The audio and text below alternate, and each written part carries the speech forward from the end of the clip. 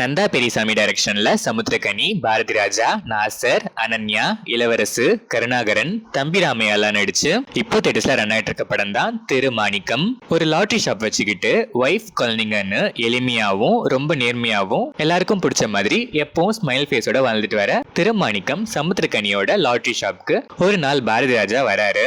வந்து தன்னோட கஷ்டங்கள் எல்லாம் சொல்லி லாட்டரி டிக்கெட் வாங்குறாரு. ஆனா அந்த டைம்ல அவர் வச்சிருந்த காசு தொலைஞ்சு போனதால அந்த லாட்டரி டிக்கெட் எல்லாம் அப்புறமா காசு கொடுத்துட்டு வாங்கிக்கிறேன்னு சொல்லிட்டு போயிடுறாரு.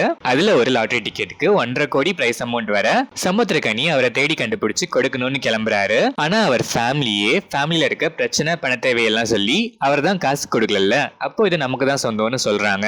இப்போ திருமாணிக்கம் சமுத்திரக்கனி பெரியவர் பாரதிராஜாவை கண்டுபிடிச்சு அந்த டிக்கெட்டை கொடுத்தாரா இல்ல ஃபேமிலி பேச்சு கேட்டு திரும்பி வந்து ஃபேமிலிக்கே கொடுத்தாரா? இந்த டிக்கெட்டை கொண்டு போற ஜோனில இவர் வழியில வர பிரச்சனைகள் எல்லாம் எப்படி ஃபேஸ் பண்றாரு, ஃபைனலா என்னாச்சுங்கிறது தான் இந்த திருமாணிக்கம்.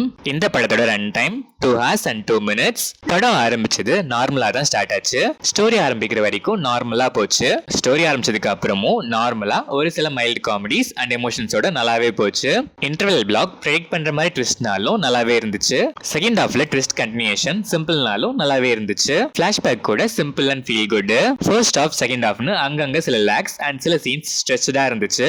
அதை கொஞ்சம் ட்ரிம் பண்ணிருக்கலாம். ஆனா லேக்ஸ்லாம் தாண்டி சொல்ல வந்த மெசேஜ் நல்லாவே இருந்துச்சு. வர்த் கிளைமேக்ஸ் ஹார்ட் வார்மிங்கா இருந்துச்சு. சமுத்திரக்கனி டிபிக்கல் டெம்ப்ளேட் நேர்மையாளர் ரோல் சொல்லவே வேணாம். ரோலுக்குன்னு ஜெனரலா சொல்ற 10 பொருத்தத்தை தாண்டி இருக்கிற மொத்த பொருத்தத்தையும் கொடுத்து நல்லாவே பெர்ஃபார்ம் பண்ணிருக்காரு. நாசர் ஷார்ட் டைம்னாலும் sweet impressive role and performance எமோஷனலாவும் நல்லா கனெக்ட் பண்ணிருக்காரு. பாரதி ராஜாக்கும் ஷார்ட் ஸ்கிரீன் ஸ்பேன் தான். ஸ்டில் ஸ்டோரிக்கு இம்பாக்ட்ஃபுல்லான role and realistic performance. Ananya, Ilavarasan கிட்ஸ்லாம் ரோலும் நீட்டு பெர்ஃபார்மன்ஸும் நீட்டு. தம்பி ராமையா ஒரு பர்டிகுலர் போர்ஷன் தான் வராரு.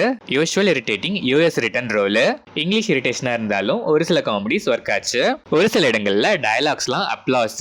Cinematography, editing, songs, background score எல்லாமே படத்துக்கு ஆப்டா லைட் ஹார்ட்டடா நல்லாவே இருந்துச்சு. ஓவராலா பார்த்தா சிம்பிள் ஸ்டோரி, ட்விஸ்ட்லாம் எதுவும் இல்லாத predictable screenplay, mild comedies and எமோஷன்ஸோட ஒரு சில லேக்ஸ் தவிர நீட்டா பிரசன்ட் பண்ணிருக்காங்க.